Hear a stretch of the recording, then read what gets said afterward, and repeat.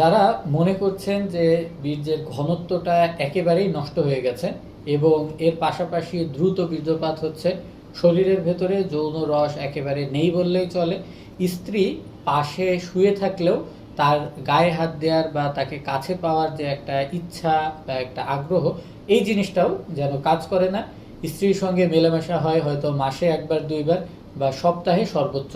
একবার, এই জাতীয় সমস্যা যাদের ভেতরে আছে তারা কিন্তু চাইলে এই দেশি খেজুরের পুষ্টিগুণে নিজের ভেতর থেকে এই জাতীয় সমস্যাগুলো একেবারে ধুয়ে মুছে পরিষ্কার করে ফেলতে পারেন। এবং এটা যে আপনার দীর্ঘদিন খেতে হবে তাও কিন্তু নয়,